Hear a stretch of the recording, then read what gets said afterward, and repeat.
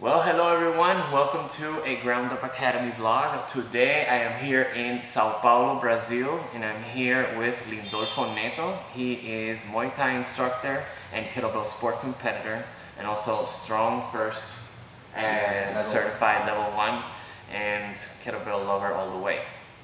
Now, why did I come to this gym? One, I'm here on vacation and I took the opportunity to come and train with Lindolfo Neto and also with all the staff here doing jiu-jitsu at Ryan and Renzo Gracie. And I'm going to say I'm very, very impressed with this school. It is very, very disciplined in what they preach. So if you are in Sao Paulo, you can look up Ryan and Renzo Gracie, but it's called the Morumbi Academy. Morumbi Academy. Academia Morumbi, no? Yeah. Very nice gym, that's the way. So for today, we're going to talk about using the kettlebell, both hard style and also jiu-jitsu sport method for combat sports conditioning, mostly for Muay Thai and jiu-jitsu. So yeah, just Lindolfo, introduce yourself, talk a little bit about yourself. Okay, first, thank you. Sorry, my English is not the best English. He speaks a lot more English than what he thinks. Yes, my Portuguese is better than my English. My name is Lindolfo Neto. I am sports science degree, and I practice martial arts since my 6 years old. So he was born into it. Yeah, I'm Muay Thai teacher since 2015, and I'm Brazilian Jiu-Jitsu purple belt. And as well, I am a gear sport competitor since 2014. I participate in 2 world championships, the WKSF championships, and that's it. Let's talk about kettlebell training. Kettlebell training for conditioning. Yeah. Saying goodbye to Victor, one of the jiu-jitsu instructors. Yeah. Faisal Mahon. Então, well, everyone, we have been talking since I got here with him, and I've been training with him Muay Thai and also talking to all the staff. And also we came to the conclusion that a lot of people in the martial arts world know kettlebells, or they've heard of it. And they know that kettlebells is one of the optimal strength and conditioning tools for combat sports in general. Now the problem is that a lot of them know about it, but they don't really get into it. Now these years you're starting to see a little bit more, but it's still in its infancy stage. That's what I was saying, like still not fully accepted. It's known, but it's not fully accepted yet. So we wanted to talk a little bit about that to help break that gap and benefit everyone to start doing kettlebell training for their combat sports conditioning. So we wanted to go over the main things that kettlebells do offer.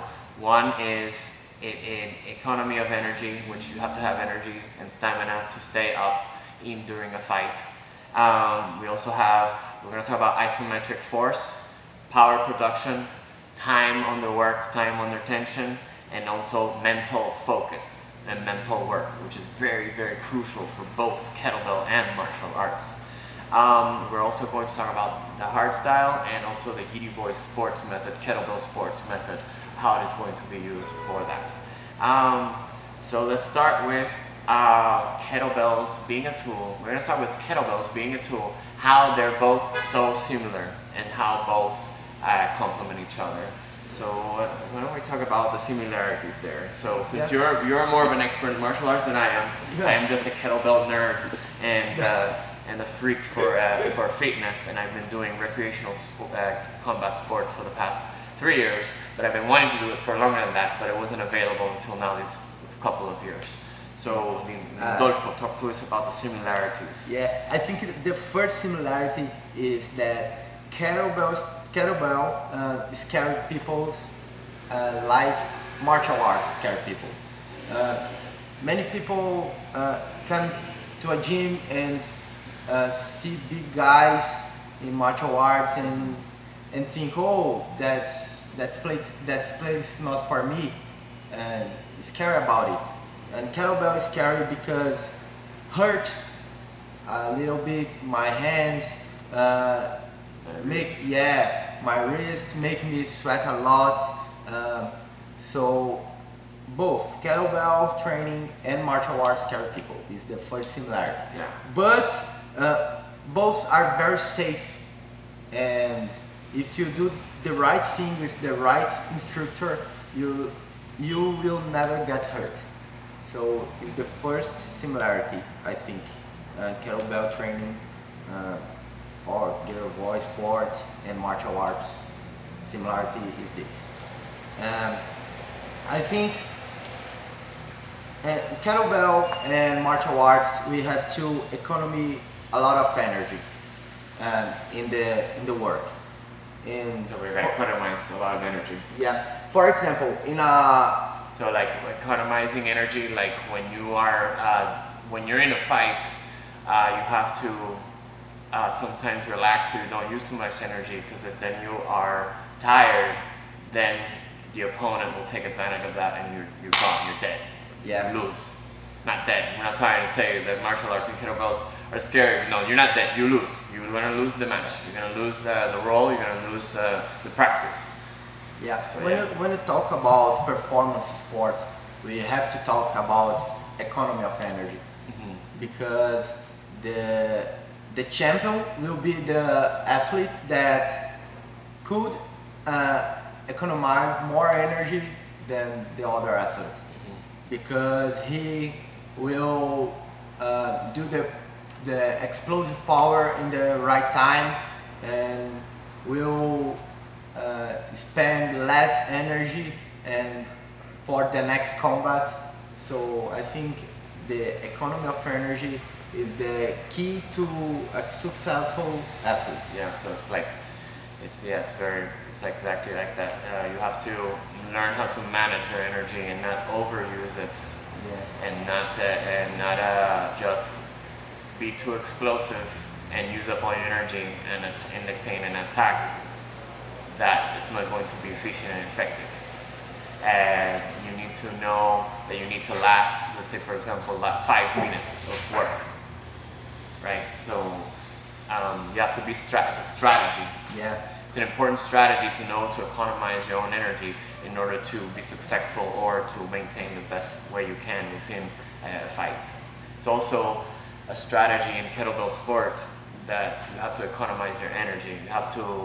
You have to use technique to use less energy and use your leverages to do the work more for you. So that would be a similarity as well. You talk about kettlebell sport, but in the hardstyle, we have to use the strategy to do the trainings and do the workouts. So I think obviously we can see more the economy of energy in kettlebell sport, but we have to do it in hardstyle too. Yeah. I think that guerrilla sport is nice and hardstyle is nice too. Only different things. No better, no worst. Only different things and methodologies of training. Yep. So we got the similarities there. We're going to get into more into economy of energy.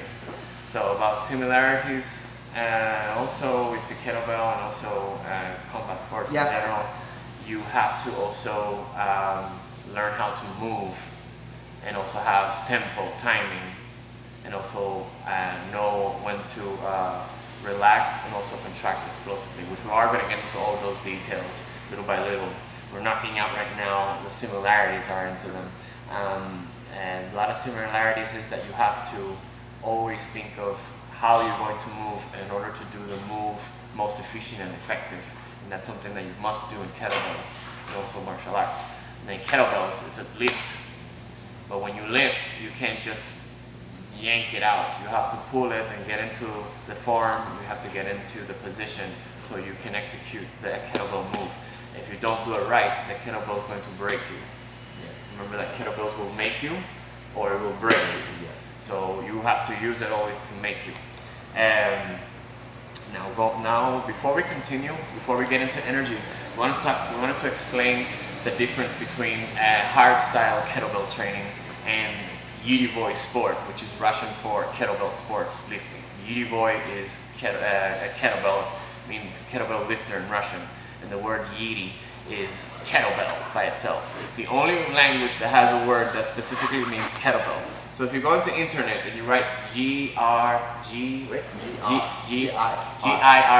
immediately a kettlebell is going to pop up. It's the only word in any language that has one specifically for kettlebell. Unlike in English or in other languages, say kettle and then bell. Yeah. Saying, yeah. Bye-bye. Bye-bye. In Portuguese, do you say pesa rusa? We say kettlebell. Kettlebell. Yeah.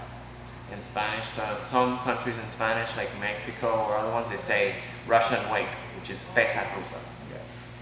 I always said to tourists, pesa rusa. Yeah. Pesa rusa. Here in Brazil, in Portuguese, we say kettlebell. No, but you say kettlebell. Yeah, we have a lot of forms to say. Yeah. Some people say kettlebell,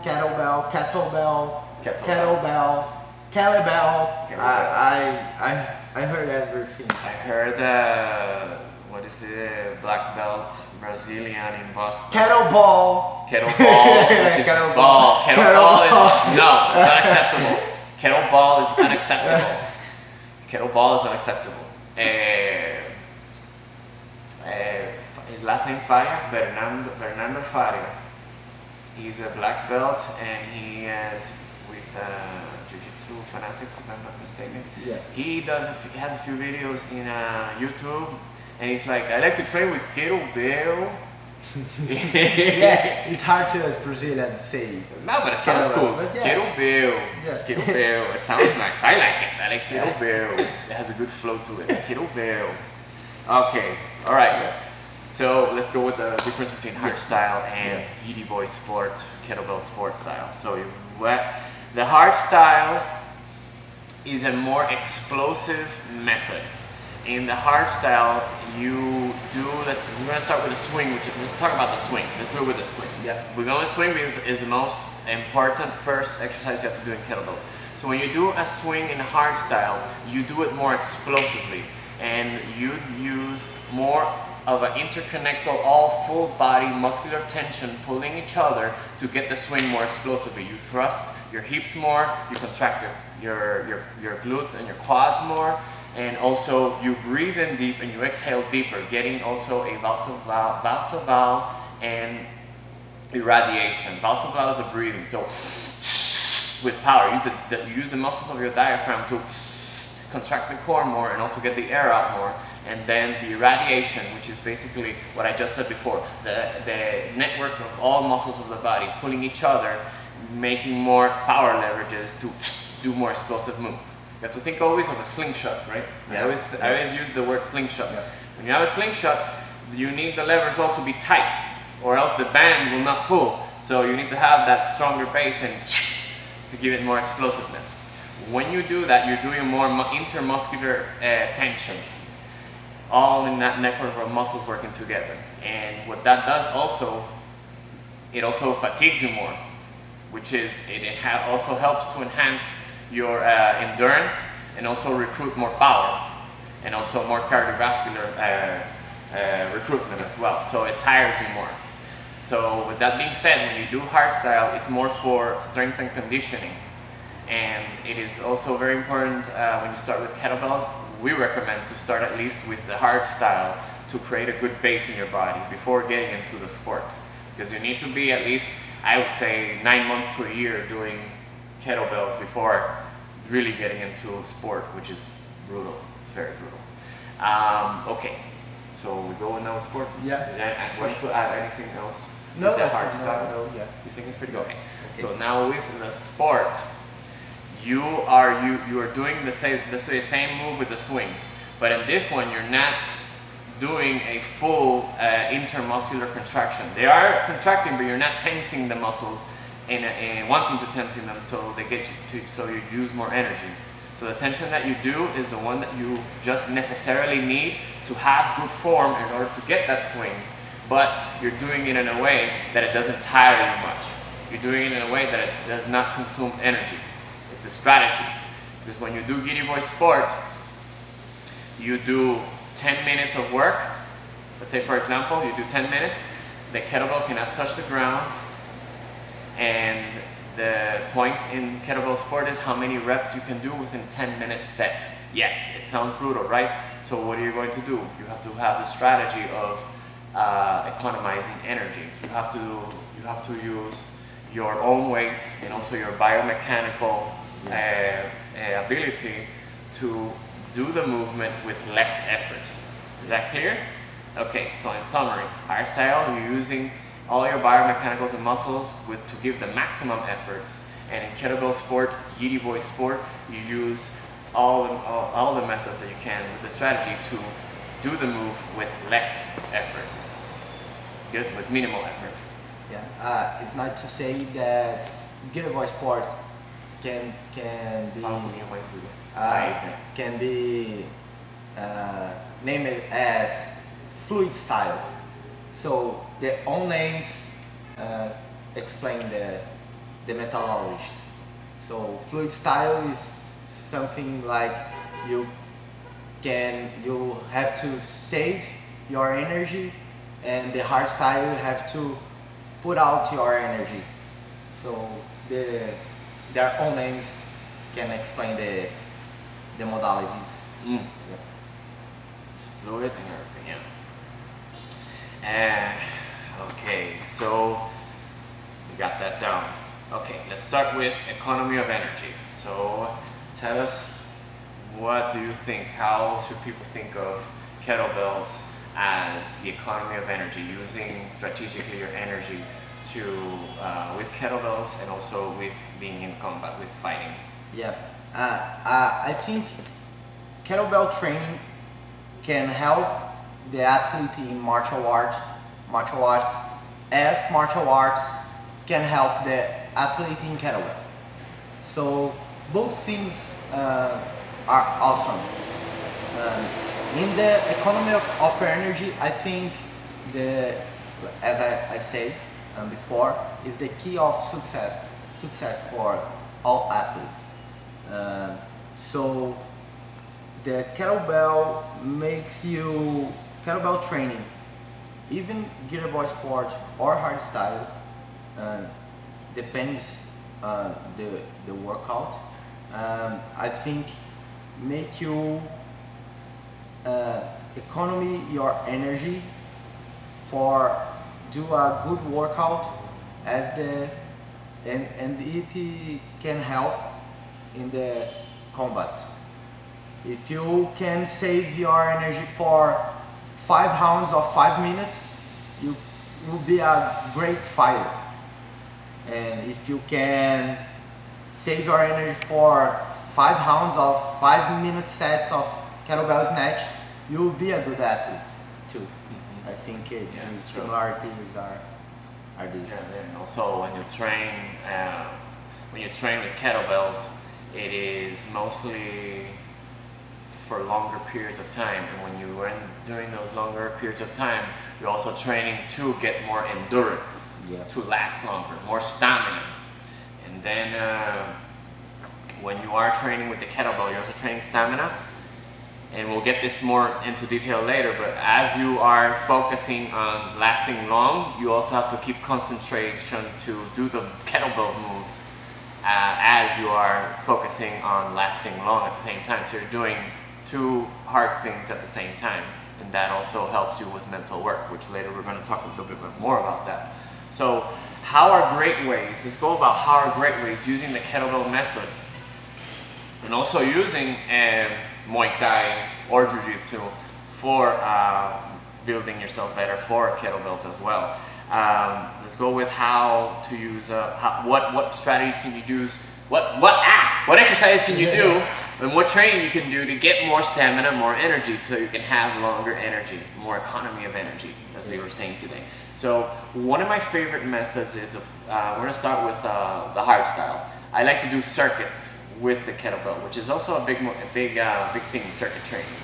But with the thing about kettlebell, when you do circuits, there's 2 ways. You can do it in traditional circuits where you do an exercise, you stop, and you take a break, and then you do another move, and you stop and you take a break.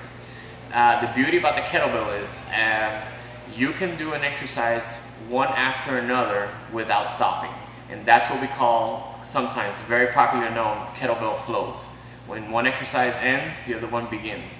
So I like to say kettlebell lines, which is something that we say in extreme sports. When you're skateboarding or rollerblading or BMX, you do one trick after another, all in a trajectory. So same thing with the kettlebell. And the beauty about the kettlebell, it allows you to have that creativity. And we're gonna get into why the bell does that. So with creating stamina energy, you can do cleans, do 10, and then from there going overhead pressing, and then from there you can even go to snatches, which that type of flow, they say it's a chain because it's in the sagittal chain. Some people call that chains, that type of flow, an exercise after another. Or for example, meat halos, and then from there swings, and then from there around the world. It's a very brutal and fun and effective and very exhausting exercise. And then after that you can stop it and then go into goblet squats, and then from the goblet squat you can go up with the one jerk. And then since you're there, what does that look like? You're in the Turkish get-up. You're in the up of the Turkish get-up. So you can go down, get up, switch hands, go up on the other side of the get-up, then come down again, and then switch hands again, and so forth. Like I said, it sounds very creative, it sounds very flexible, and it sounds like you can do a lot, which makes it fun and very interesting. This is why I also do kettlebells, because it's never boring. Yeah. So you can do it that way. So that will be more of a complex flow lines, however you want to call it. You can pick all the exercise right there, make it as creative as possible, fun as possible. And I like to say, always keep your workouts weird. So the kettlebell also falls into that. So be creative. If you're a creative person and you're not bored and you get bored of traditional exercise, the kettlebell is there for you. You like to train strength. Otherwise, let's go by circuit training. Why don't we go? I was showing Lindolfo as something that I learned from my friend Master RKC Phil Ross. He made the Warrior Challenge. It is using 8 hardstyle exercises with 4 rounds, so 4 sets, and the clock will go for 30 seconds of work, 15 seconds break in between exercises, and also 15 seconds break in between sets. Yes, it is very, very nasty, but it can be done, and it really works you so well, and it gives you so much stamina and energy. Another ways of doing that as well is the traditional classical jiu-jitsu sports method. Yeah. So jiu-jitsu sport, like earlier we said, is doing an exercise for 10 minutes and trying to do as many reps as you can without having the kettlebell touch the ground. There are many ways of developing yourself into doing that. There are imams you can use, and then there are also clubs. Interval trainings.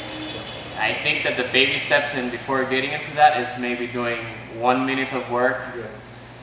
And then you can be flexible on how much rest you are. If you're beginning, you can do 1 minute of work, even up to 2 minutes of rest, and then 1 minute again. Or you can do 2 minutes of work and 1 minute of rest of doing the move.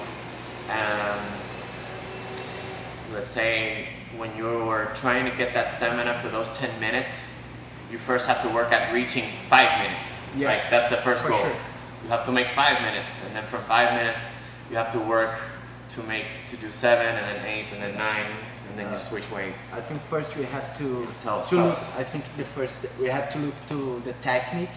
Mm-hmm. So the practitioner have to be a good technique. Mm-hmm. Then Speak louder. Yeah, sorry. Okay, yeah. Yeah. Then a good technique is the first step. Uh-huh. Then reach 5 minutes.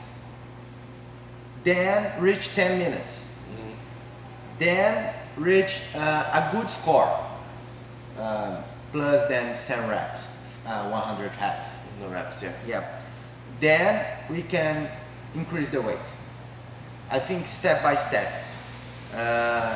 Always step by step. Always start light. Yeah. And always I think be safe. Yeah. Yeah. I made that mistake. Yeah, but the weight is not the important.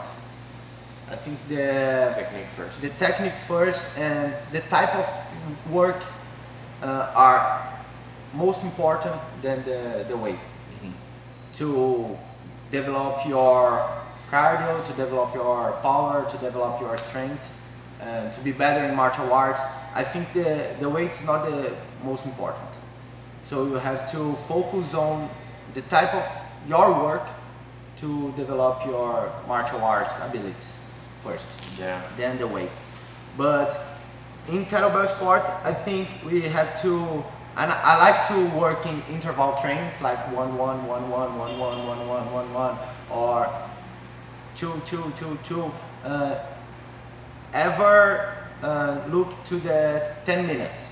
So I can do 10 sets of 1 minute to reach the 10 minutes, or 6 sets of 2 minutes to reach the 12 minutes. So it's like, so you're using, when you make the circuits for Giddy Boy Sport, I always like to, like what you're talking about, I always say you want to at least start doing the work accumulatively. Doesn't mean that you immediately have to make 10 minutes. You're not going to do it. It's not going to happen. Don't do it. Do not be a hero, as I say.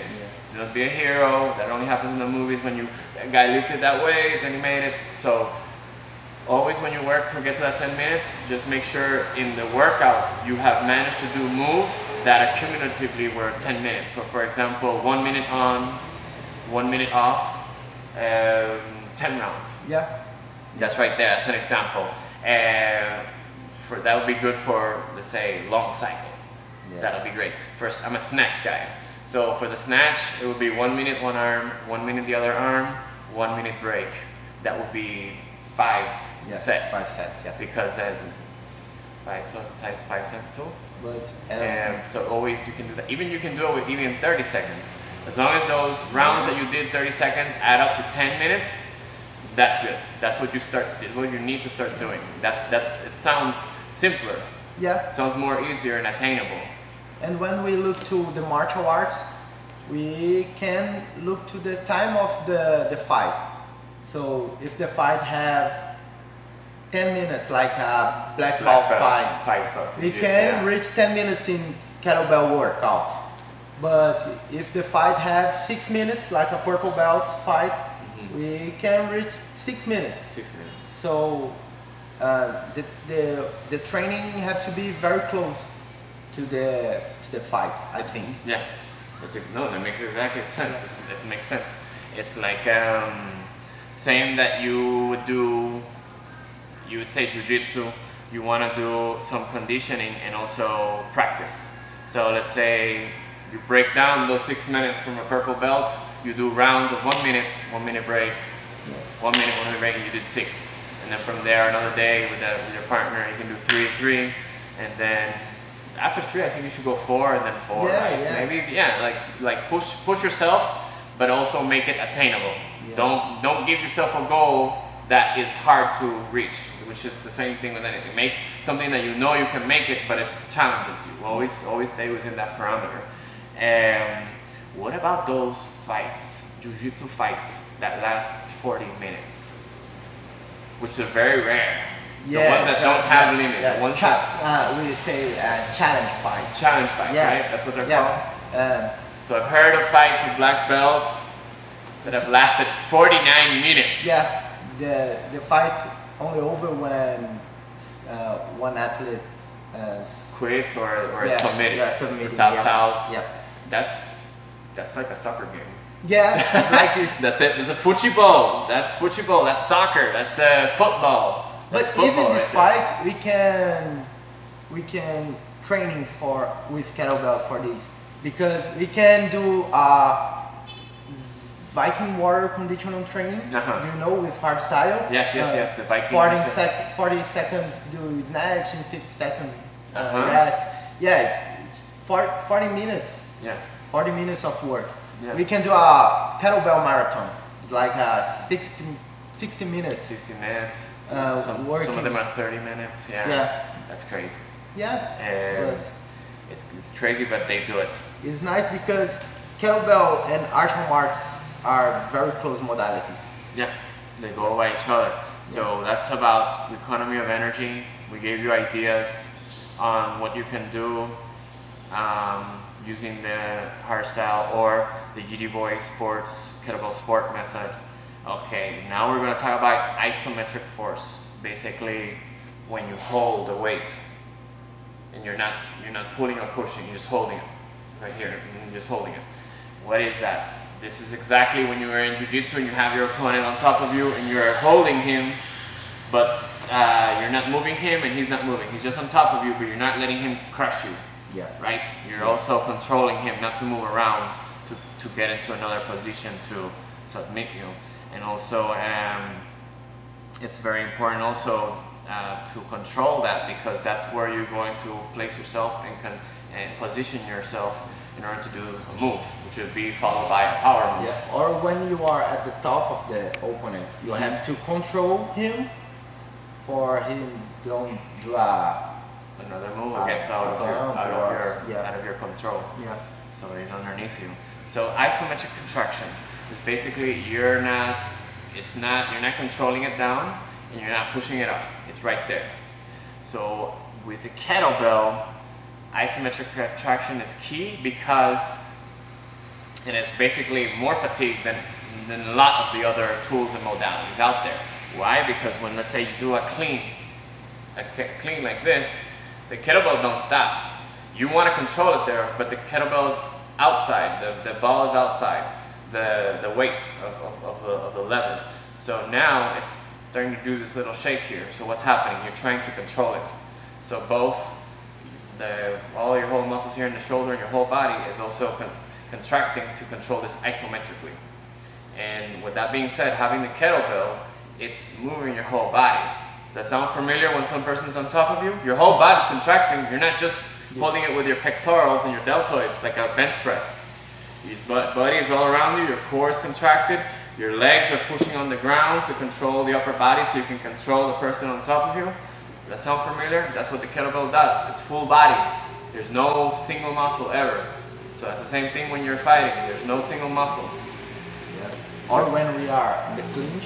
In the clinch. With a guy.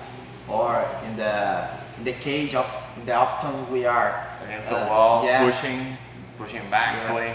Actually, when I did MMA, I've been doing it religiously twice a week minimum, and I've been doing it now for 1.5 years. When they first made us do conditioning against the cage, puta que pariu, I was like, holy shit! I thought that was the most relaxing part of the fight. Hell no! No, I even said to myself, they have to do a fitness class just for that, saying cage conditioning. Yeah. Like regular people, putting them against the cage and pushing and pulling. Like, it is the worst. Yeah. I thought it was when you're striking or you're on the ground doing, jiu-jitsu or takedowns. No, it's the cage. Yeah. Yeah. In Muay Thai too, when we work in clinch, is another training. We have to do a specific training like punch and kicks, and another hour only for clinches because it's very exhaustive and oh my god, yeah. Talk about it a little bit more, because I've done clinch, but I haven't done a whole class dedicated to the clinch, because the clinch is another law of gravity. I like to say that word. It's another law of gravity. Yeah, in Muay Thai, the clinch is a fundamental part for the fight, and there are many fights that the athlete win because her clinch. So in some camps of Thailand, the training are 1 hour specific training like punching bag, kick bags, kick pads, and rest, and 1 more hour to do only clinch. So a good clinch can win a fight. A good clinch can win a fight because it's an art. I think clinching is an art in Muay Thai. Yeah. So like a clinch, what makes it hard? I mean, first of all, you're close to the person. The person is moving, right? Yeah. And then you have to balance too, so you don't fall either. Yeah, I can fall, and I have to control my opponent. I can down my guard, because if I down my guard, I can receive an elbow in my face. So I have to stay with my deltoid strong to push like that. to push the opponent down, and I have to control him to put a knee in his hips. So it's exhaustive work. Yeah. Do you think that now that you went like that, do you think training for that you can use the stability ball and be in a plank and go like? Yeah, it's a good way. Yeah, because we have to do the core very strong. The core is very important. So when we do this type of work, we work a lot of the core and the deltoids too. So all the upper body, but the lower body too. So we have to work a lot. Yeah, it's always full body. There's no single body. It's always full body. But I think the work with the clinch work or the grappling work, all the grappling work, like wrestling, like jiu-jitsu, like judo, like the clinch in Muay Thai, are the exhaustive part of the training. I think is it, and it's very similar with the kettlebell training. As you said, the grip we have all the time here, or have all the time here, work my deltoid, or we have all the time doing the movement. We never lost the grip. We never lost the instability of the tool. So the isometric force that we produce when we train in kettlebells and martial arts are very close too. Okay, yeah. So now that you're talking about the deltoid, having the kettlebell also conditions your deltoid, and deltoid is one of the prime movers for striking. Yeah, for sure. Always like that. And the forearm for jiu-jitsu or judo. Yeah, the forearm like that. Being the snatch, one of the best ones for a grip. I'm a white belt, but when people roll with me, of course I always lose, but my grip never lets go. So they're like, fuck down, your grip is so strong, and it never gets tired. And I don't feel that I go strong, like I just grip and I just go like that. I just keep it like that. And I'm squeezing, but I'm not going at full power. And then they're saying that it's like very strong. And I'm not saying I'm perfect, but that's what I'm hearing from people that I do jiu-jitsu with. And maybe I should be called a claw that never lets go. if I ever in a fight, you get cool nicknames. I always said maybe I would like it'd be cool to be called the claw, gancho, unha. The claw man. The claw man. Yeah. Good. So now we did isometric. Isometric. We're going for power. So after you are training isometric, once you're controlling something isometrically, not letting it move, just controlling it there, not pushing or pulling, you position yourself to do a power move. So let's talk about power. When you go with the kettlebell, that thing comes down, it's on the low, let's say for a swing clean, you pull it out with power like that, and it's a full body move, and you bring that kettlebell into the rack position. So how does that, say swing and clean, so clean as you always say, and how would that work for fighting? You as a professional who was born in fighting. A power movement is the movement that finishes the combat. So a punch that is very powerful knockouts the opponent. Yeah. So the power is ability very important to the fight. So if you are a not powerful guy, you will have some troubles. I know some athletes that are not very powerful, but they have they have technique, but they have a lot of troubles too, because a fight can end with a good punch or a good kick, or when you will submit someone, we have to pull his arm to an arm lock. So you have to use the power. Yeah, no, of course. Power, if you don't have the good mobility, your power is worthless. Yeah. But if you have a mobility and you don't have power, then is that good mobility, good strike, good technique at its maximum efficient and effective way without the power? No. Now, all it takes is just the good positioning, but if you have some extra power in there, of course it's going to benefit. So I would safely say you need both. Yeah. Safely say you always need both, but without movement, the power is worthless. It's nice to say that we can work the power with kettlebells, with the power of all the articulations, like the ribs. The rib are a very important articulation to produce power. So when we do snatches or swings, we can work in. You have to control. Yeah, it works more when we do snatches or swings. It works the anterior line of your body, so the back part, and then the posterior. You would have. It's very similarity with a kick or a good punch or a good. I don't know how to say it in English. How do you say? We can hip bump, hip bump. Yeah, hip thrust, hip bump. Yeah, like this. Hip bump, which the power is very important to this. That's what it is. I mean, a kick also, the kick, you need to have strong hips. Yeah. I say all power is always started from the ground up. Yeah. But when the power comes from the ground up, it then goes into the hip.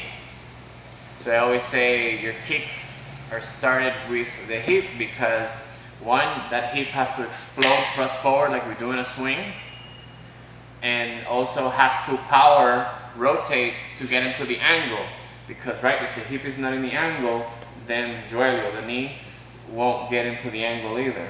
Right? Is that well said? Well, you're the expert of kicking. Yeah. Right? Yeah, so that's something that you have to train. I train with a lot of people. They're skilled, they're practicing a lot, but I'm seeing that they're not concentrating on driving the hip. They get the knee, but then the hip is back here. So they're only using the muscles in their leg. They're not using the whole body's weight to also give the slingshot.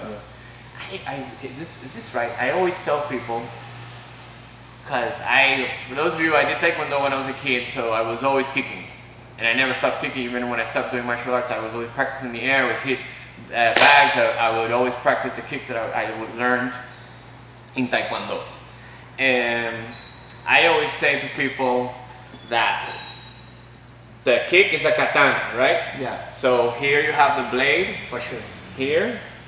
And then I say the grip of the sword. Can I be seen? Okay. The grip from the sword comes from the upper part of the femur with the hip and also your rib. I always say that because here you're holding it here, and so I always say the hip and then also throw the knee. It's right. It's the base. Yeah. You need to have that hip in place so the knee and the leg could do its work, because the hip is the base of support to do that whole swing, to chop, to slice. It's right. We have different types of kicks in many martial arts, but all the types of kicks start from the hip movement. The hip movement. Yeah. So a good hip movement do a good kick. This is why you have to train explosiveness, power with your hip, and that's one that's done with kettlebell swing. So people, the deadlift, will develop strength and yes, maximal power, but an explosive power, the kettlebell wins is superior in this one. A lot of people can argue with that out there, especially barbell people. Yeah. But unfortunately, there's a lot of people, powerlifters and everything, that just don't know kettlebells. And then the ones that do, I've spoken with them and they say this. I've had books out there and I've researched this many times, that the kettlebell is superior in producing a power move with the hip out. And that power move also, using the kettlebell, will benefit your power of deadlift, lifting, or even back squat.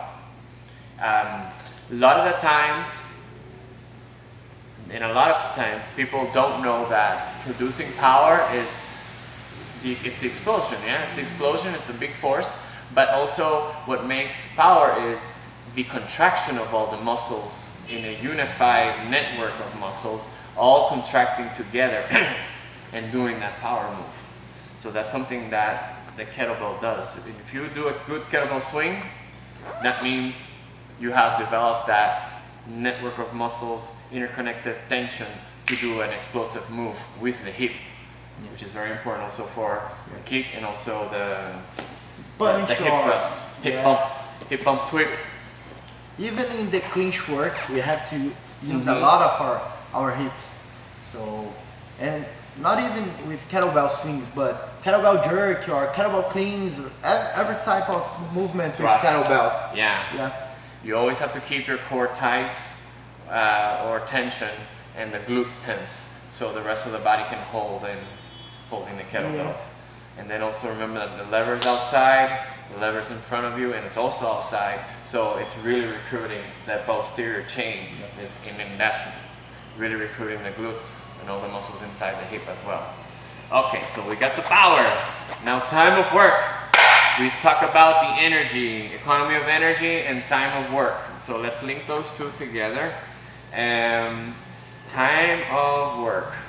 By doing kettlebells, going back into the modalities that we talked about of doing flows, doing timers to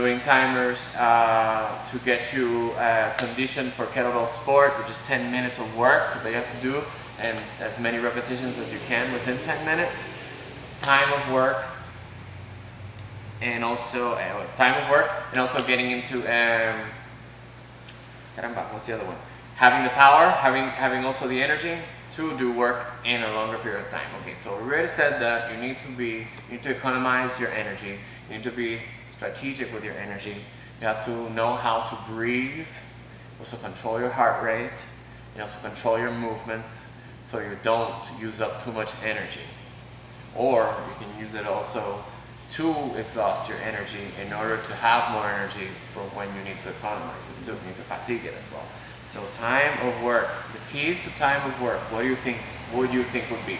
Now that we already spoke about earlier about the developing energy and what exercises and techniques and also workouts that we can do, and also combat sport conditioning, the combat sports work that we can do to get that. So what would you say in a short terms? As I said before, I think we have to think when we plan a workout for develop a strength or power or any ability in martial arts, we have to be more close than we can with the fight. So time of work is like this.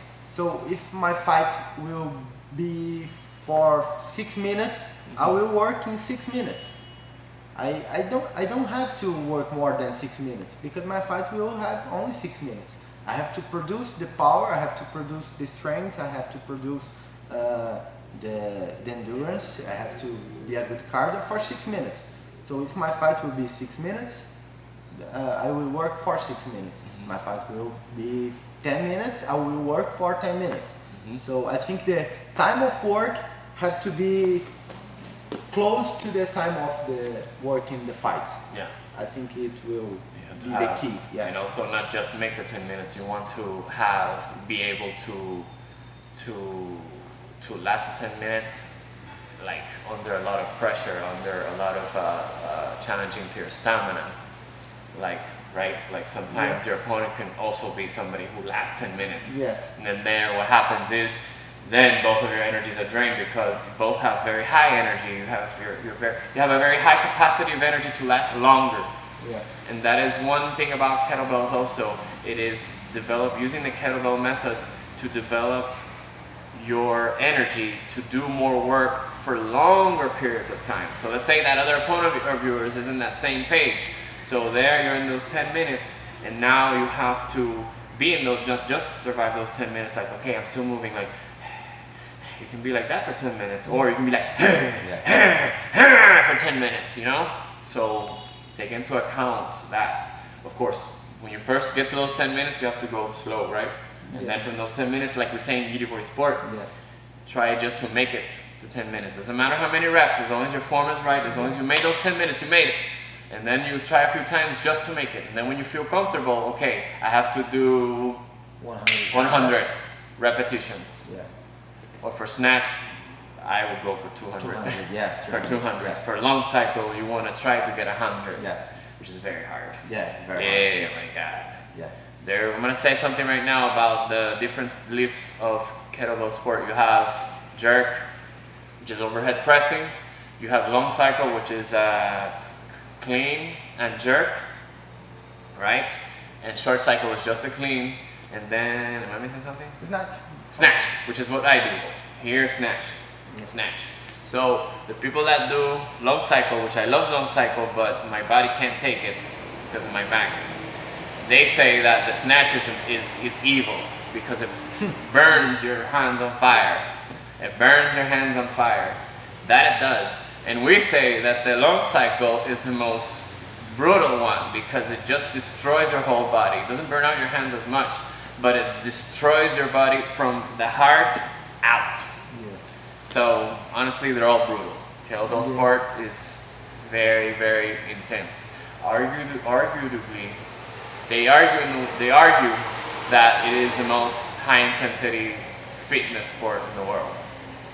Although CrossFitters say that, but CrossFitters, and I'm not saying it's easy. You're competing, somebody's pushing you, you're pushing them, it is a competition. But remember that they're doing one exercise and then they take a break. So there's a break in between to get to another one.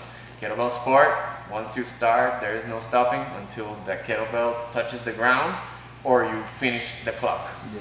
And you are seeing your opponent doing the same thing. And the opponent's doing the same thing. Well, how can you see? He's right by you. Yeah, he's your. You can't be looking sideways. But you can do his hacks. So he's. You can see his clock. Yeah. When you're in a kettlebell sport, okay, you're there and you're aligned and you're all facing the judges, right? They're in front of you.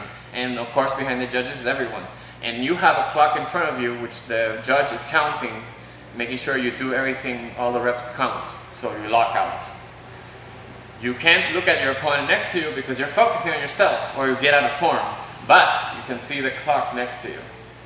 I don't pay attention. I just make it. Yeah, me too. But in the last minute, we have to see. I do. I haven't had that opportunity. I've done snatch, and it's always just been me in my weight class, and maybe somebody in the other ones. Because men's snatch, at least in the United States, is small. So I've always been snatching with everybody else, but they're like, I was 20, then I had 16, 12, you know, and then 24, and then now I was 24, and then the guy next to me was 20, this and that.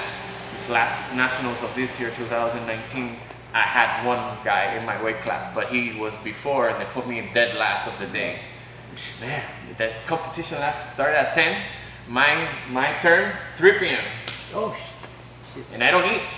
Yeah. I fast. And then what I did for this one, it was too long. That's not good. It's not good. If it's in the morning, I can do it, and then I eat 12. Yeah, you know, usually it's always that. But what I did is, at 1:32, I had. This is not recommended. This is only an emergency and only for high performance purposes.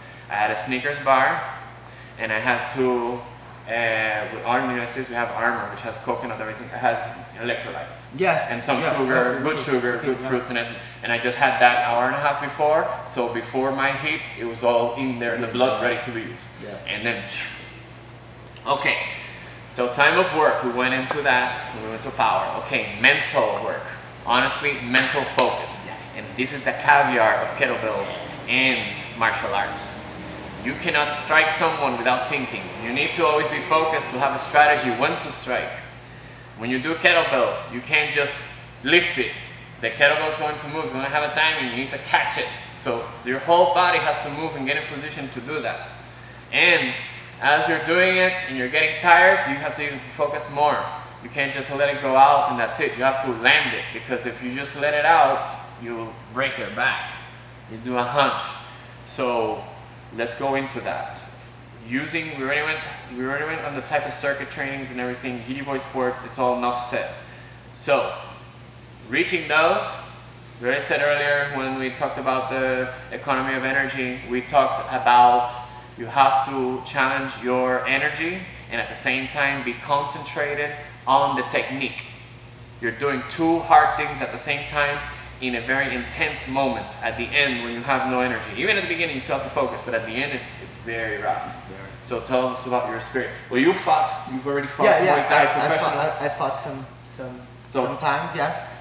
So tell us when one fight that your energy was about to break and your opponent was good and the fight was still going.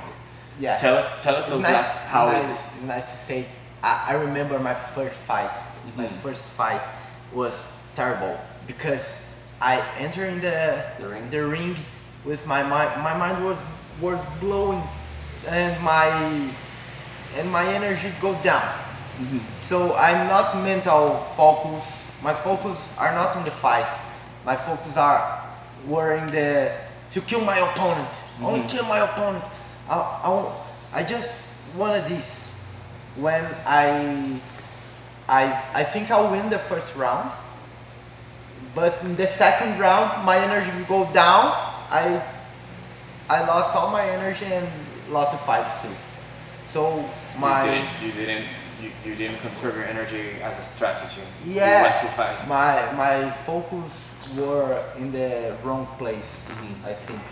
So, and today is very different. If I will fight, jiu-jitsu fight or Muay Thai fight, or just even a sparring, I enter to the work with a different focus in my mind. I have only to do my job, have only to do what I training, and not to see my opponent like an animal that I want to kill. I just want to do what I train, and is all. So it's like a meditation. It's like a Zen state. Zen state. Yeah. Even to martial arts, even to kettlebell sport, it's a Zen state. I have to do 10 minutes of long cycle. In my 5th minute, I don't know where I am. I just lifting kettlebells. In the fight too, I can do 10 minutes round, and in the 5th minute, I just only punch and kick and do what I train.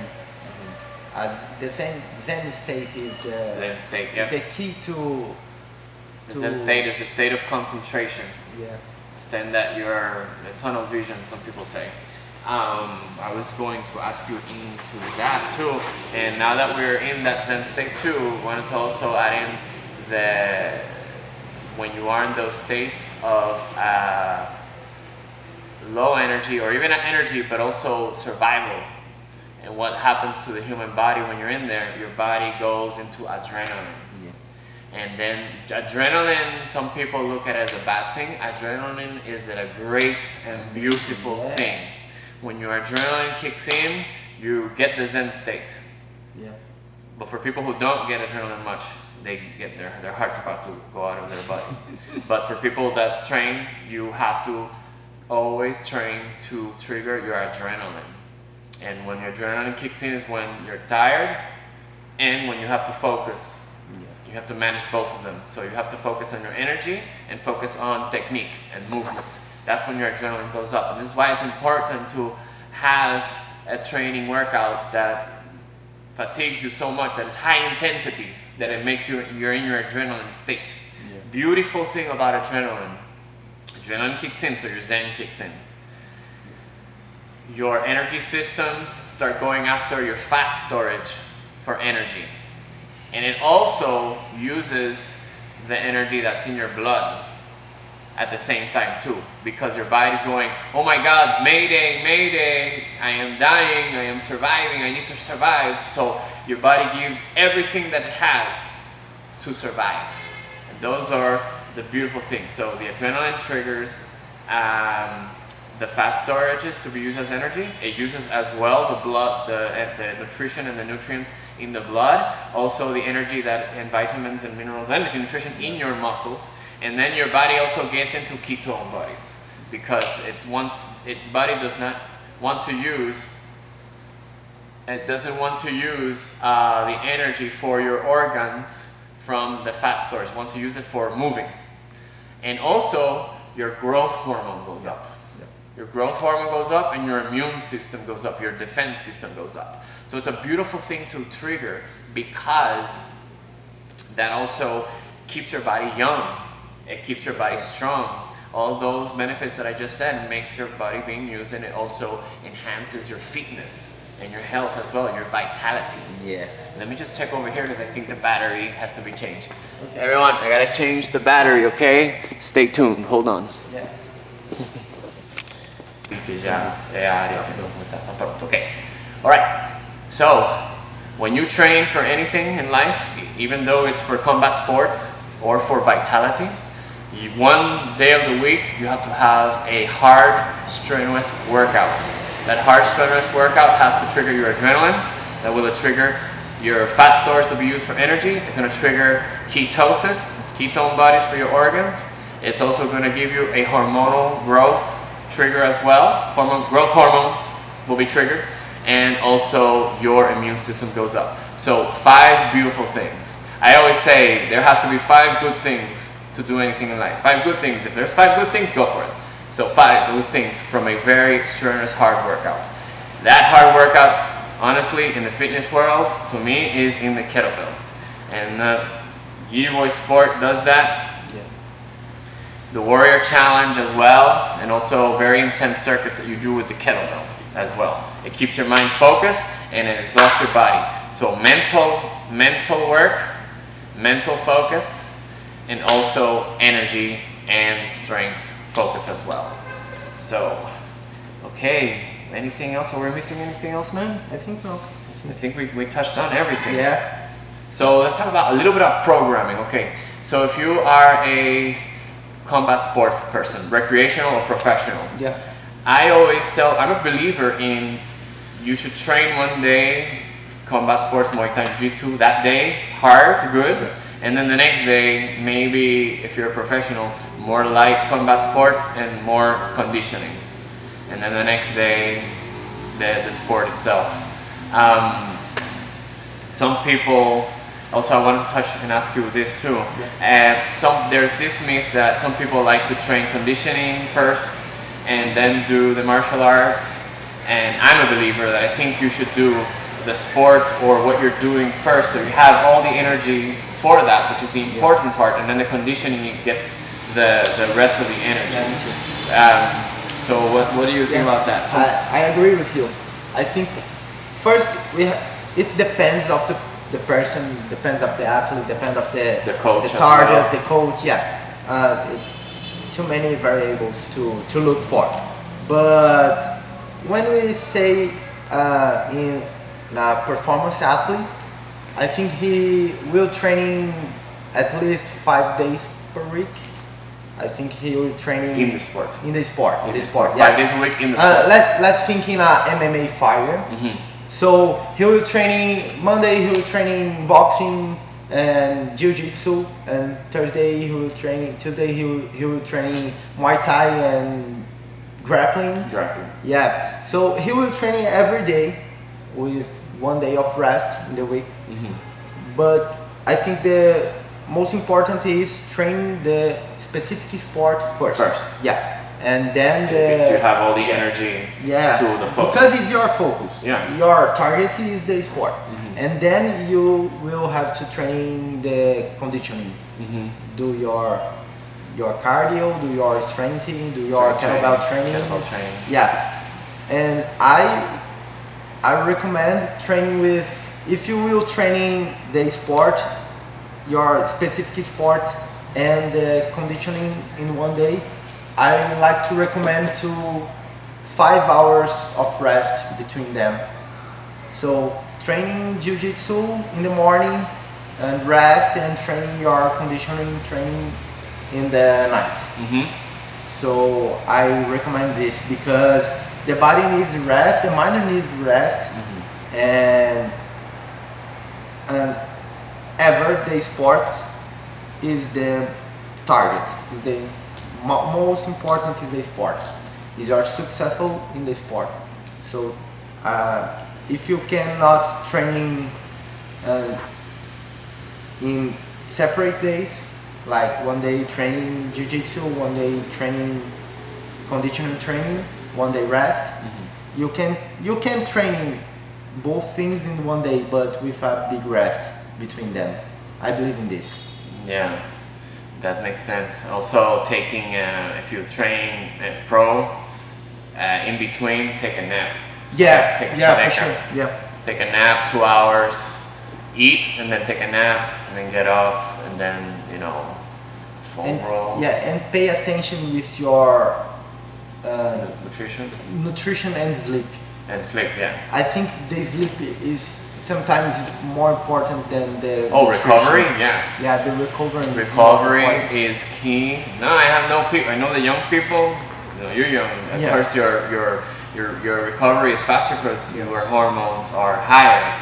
I mean, there's some other variables to this nowadays, but we're not going to get complicated into that. We're talking about just programming.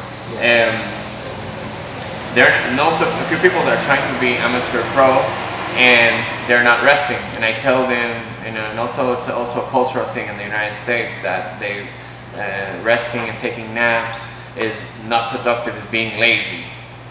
I think it's stupid. I think it's ignorant. I think it's not knowing that if you don't rest and you don't recover, all the work that you did is worthless. Yeah. Your body is not adapting. Your body's not going to give you. Body's not going to give you the production that you trained for if you did not let your body do its work by itself to regenerate and build itself up. And that happens when you sleep. Happens when you sleep. Also, when you take naps and your energy and you've recovered, your energy is higher, your focus is higher, and your ability to do the skills training is better. See what I'm saying? A lot of people, they're just, if you're tired, it sucks.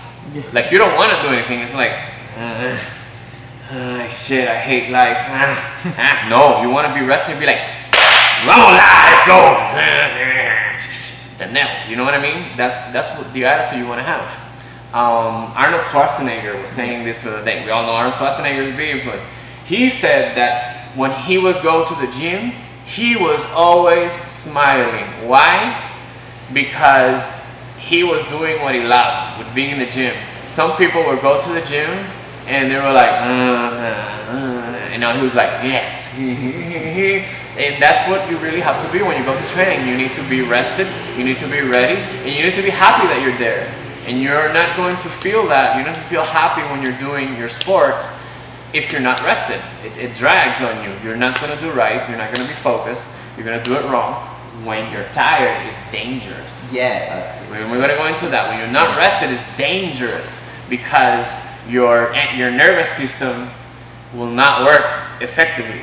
And if I grip him here, and this happens to me, I've done kettlebell sport before, jiu-jitsu, and I'm like grabbing the collar, I'm like, and I'm like, and it's like, and it's dangerous because when they move me, I can't hold it right, and then they can, or not even that I did that, it's just that he falls on me, and my muscles didn't have any more energy to hold the joints in place, and what happens? And that's what happens too. I've messed up my fingers having my hands tired doing jiu-jitsu, not because I know jiu-jitsu is a contact sport. Let's be real here. But saying that it was unnecessarily so tired that I wasn't able to hold the structure of my body, not able to hold the structure of my hands. So I've spoke with a few people and they said like, no, we want to do the conditioning first before doing jiu-jitsu, Muay Thai, because we get activated. And I'm like, what type of workout are you doing that you get activated? Because when you condition, you are conditioning to get tired mostly, right? Or just greasing the grooves, just filling up the gaps. Because not every workout should be killer, but at least once a week, a strenuous one. And then every other one should go on the radar. I think that people should go with their maximum energy to do the sport so they don't get injured. Yeah. If you don't have a good recovery, sooner or later you will get hurt. You will get hurt. Yeah. If you're you gonna want, get sick too. Yeah. And your motivation is going down. Yeah. To practice this sport. And if you want activity before your specific sport, you have to warm up good. Do a good warm up, and you will be activate to the activity. Yeah. So you don't have to work out very hard or do your conditioning training before your specific sport. For me, it doesn't make sense. I mean, you can do maybe something to warm up. Yeah, good. Like kettlebell, like Yeah, maybe good warm up or a good specific warm up. light bell, 2 sets of 10 of swing, and then halo, 2 get ups. To the body get up. Yeah. Yeah. So But Turkish get or a specific warm up. You can do a light hit bag light, do some kicks or do some drills in jiu-jitsu, and you will be activated to the sport. Yeah. And also, when you do your sport first, you can also modify your workout to the intensity that'll match your energy that you have there, because you don't want to ever overtrain. Yeah. Overtraining is counterproductive. When you overtrain, it's overtraining, your body gets inflamed, it doesn't recover right, and it's even now considered an injury because your body gets inflammation just like if you got a hit. Yeah. And then you have inflammation all over your body. You have excessive inflammation all over your body. And we all know that when you have excessive inflammation all over your body, all the bad things happen. It can even, well, I don't think if people from excessive training have gotten cancer yet, but it's still a lot of inflammation that we really want to always avoid. And it doesn't matter how much ginger or turmeric you ate or garlic, it's still gonna come. So it's important, I think it's always more strategy, more intelligent to do the combat sports first. And then, let's say if you are doing deadlift, power strength day, or kettlebell sport or anything, you can modify the weight to match the energy you have so you get the workout. And you're also, when you work out and you train, you have to make the whole workout. And don't kill yourself, you don't overtrain. You don't want to overtrain, and you want to get through the workout so you don't undertrain either. So that's important too. That's what I believe. Now, there are many clinical studies out there saying that it doesn't matter. I think it matters. My experience matters. I mean, I see athletes, and I've seen athletes from all sports strength training before their actual sports, and they're dragging. They're like during the day, so they're not resting right, and they're not motivated. So why overtrain? Why be tired for practicing the sport and not have the strength to hold positions and get the techniques right safely? Why also not rest right? Why do all that? Only in the movies you see a person like back in the 80s, they're doing 100 of this, 100 of that. They wake up at 5 in the morning to work. They're working until 12, from 5 to 12, and then they go to the groceries, and then they do it again at night. It happens only in the movies. Yeah. Dragon Ball Z does that. Yeah, I think when we work with... Don't be a hero. Yeah. Don't be a hero. I think when we work with an athlete, the easiest part is plan the workout.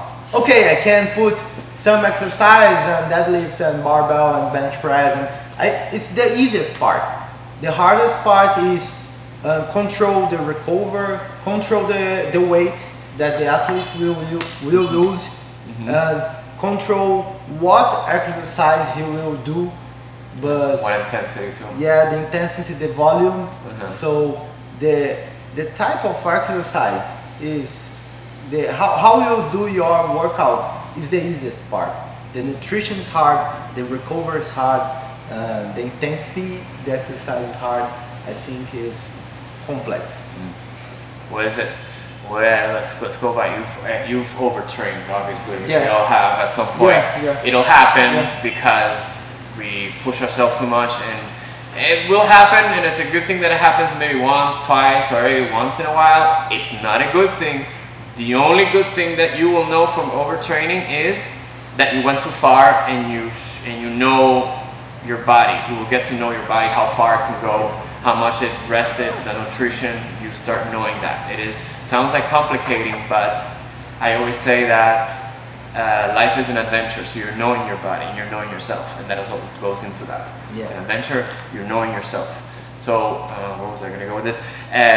What has been your experience as overtraining? What did you feel? Tell us what are the symptoms? But, first, excessive I was very tired, and with any motivation to do anything. No motivation. No motivation to do anything. So, and I get hurt when my lower back hurt. I have to stay 4 days without training. So it was very bad, very bad. But now, as you say, we have to know our limit. We have to know our body, and when the overtraining happens, it's a good thing. Because of this, you have to know what is your limit, and when you know your limit, you know your limit. Now you know the superior line of your body, and you know to your lowest line of your body. So you can work in the maximum and the minimum. Yeah, you can work in this path. So you can control all the variables. Yeah. And not only that too, you also map out the week and then the month, the whole strategy to where you want to get. When I've gotten overtrained, and I've done it many times, yes, but the good thing about this also, me as a trainer, I can smell in 2 seconds when somebody is in that state. I can be like, go, sleep, eat, relax. Or chill out, abaixar, devagar. Also, when you're excessive fatigue, anything in life is annoying. Even opening the door to get into your house. Anything that just makes you think to fix or whatever, it's worse. I've gotten sick. Your fever goes up. That's one symptom right there. And you, believe it or not, you get like a different smell. When your body has so much inflammation, I've gone to that point that it affects your smell. You feel it too. Also in the food you feel. You have this excessive heat in your mouth that not all the water in the world will not take away. So these are symptoms of excessive training, and these are signs that you should stop. When I do prepare for a competition, believe it or not, I train less days, and I'm going to go into this in a little bit detail. First of all, when I'm Yidi Boy training, those 2 months before, or 3, I stopped doing too much martial arts. I start to only doing 2, and then the second to the month before, only 1. I lift, believe it or not, I try to do 3 lifts a week. And if I'm tired, and let's say the second or the third one, I don't feel 100%, I take it off. I don't lift. So usually it's even been like 2 times a week that I lift. But I lift good, like good. And then everything else, I don't even do anything. I just recover. Like I focus more on training hard the days that I lift and recover. Like you have to focus sometimes on the recovery more than the training itself. And believe it or not, it works. It does not sound like it will work, but once you're there in that competition, it's like, mamma mia, you know? It's like, whoa, and then you feel you did it right. I know I'm an amazing athlete, kettlebell sport athletes, who trains 3 times per week only. So, and have a pro level. So only three trainings per week, and that's good. That's good, yeah. I mean, for me, it's been like I feel my grip, my forearms are still sore from Monday, and it's Friday. Okay, I don't lift Friday. Next day, it's 100%. Boom. You know. And also for when I'm training a lot, even off season, if I lift or I do long cycle, which really kills your deltoids, and then also we are boxing. We're doing this. This is deltoids too. You have to be careful because it's high frequency on the deltoid. It has to recover. A lot of people, they have the anterior deltoid here is like leather. So irritated, so tight, and painful. Blood is not getting in there. So that affects your performance too. And I just cut. I just don't go. I just take, I lift Monday, and I was like, and then Tuesday, I'm like, I don't feel 100%. I don't go. I'm back in the gym at the class Thursday, and I'm like 100%, 100% happy, and I feel like I did a lot better, and it was a wise decision. So Listen to your body always. Yeah. Yeah, man. Yeah, okay, man. So I guess everyone, we spoke about everything. Anything else you want to share with the people to the world? We talk a lot. We talk a lot. Okay. Well, everyone, Gabriel here. We're here with Neto. Get kettlebells into your training program. If you are a pro or recreational fighter, that's awesome. In between those days, you can do some lifting of kettlebells. You can buy some yourself for home. Remember, you have to look at kettlebells like if it was an art. It is an art. It is a technique. It is a technique just like it is discipline in martial arts. Kettlebells is a discipline as well. So why not train with discipline for something that helps you train for discipline, right? So you don't need to kill yourself for workout. You can do light workouts and you will feel a big difference in your sport. It'll make your sport better. So if you go to jiu-jitsu 4 times a week and you do 2 light 30-minute workouts with kettlebell, you're going to see a big difference. You're going to feel amazing, okay? You don't have to kill yourself. You just have to learn the techniques, and this is an art. Yeah. You'll enjoy it. And the thing about kettlebells, you can do it until you die. Yeah. Yeah, man. Yeah. You don't have to train harder. You have to train smarter. Always train smart. Always trains with a strategy. Yeah. Remember, everything that you do is a chess game. Always train and do things in a strategy. Always have discipline. What do we have here? We have discipline, integrity, patience, respect for you and your opponents, honor, and what am I missing? What else?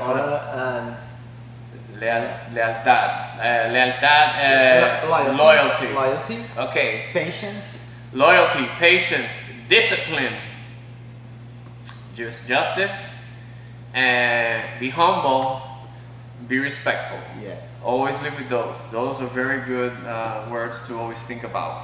Always think about them in the darkest moment and it will help you. Okay? Alright, man. Nice. Everyone. This is my new brother, my new kettlebell brother from another mother, okay?